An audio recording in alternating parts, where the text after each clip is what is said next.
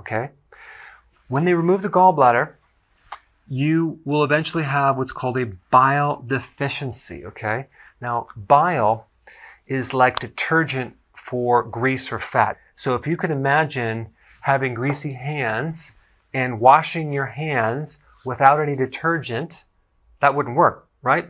So trying to eat food without something to break the food down, especially the fats, it's not going to break down fully. So we're going to have an incomplete digestion of fat and essential fatty acids, like omega-3 fatty acids, which are very important for nerve, brain, eyes, heart, and fat-soluble vitamins, vitamin A, D, E, and K. So eventually you could become deficient in those because you don't have a gallbladder, and so you're not going to have the concentrated bile in there anymore. It's just going to trickle down from the liver. So you have a constant drip, and that can affect you in very many ways, like increased risk for a fatty liver, because bile is necessary to break down cholesterol, okay, and fats.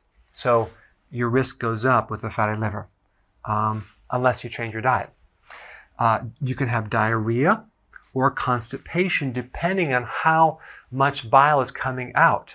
If too much is coming out, you're going to have diarrhea or anal leakage. Okay? If not enough is trickling out, you can have constipation because bile really interacts with the microbes. It also acts to lubricate the colon. Bile is also necessary to help prevent bloating. So you might have more bloating, indigestion, incomplete digestion in general. Okay, so we already talked about not being able to fully break down your fats. The stool might float. That means you're not breaking down those fats. But the liver normally makes 350 milligrams of bile every single day. But the problem is you don't have a little sac to concentrate that, because anytime you eat, you're supposed to squeeze out this concentrated bile to do its job.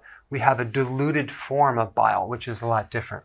Now, the other thing that you have to realize is that certain fats require bile and some fats do not require bile.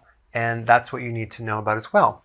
MCT oil, okay, and a certain portion of butter, palm oil, bypasses the gallbladder and it goes right into the intestines. So those oils are much easier to digest. Avocado oil, olive oil, nuts, nut oils, saturated fats, they need bile to break it down. So just realize that if you consume these fats only and none of these fats, you might find a lot of problems with digestion. So you might want to shift some of the fats that you're consuming. But you also need to consume omega-3 fatty acids. That's really, really important. That has something called DHA and EPA. Cod liver oil gives you a good amount, so that's a really important thing.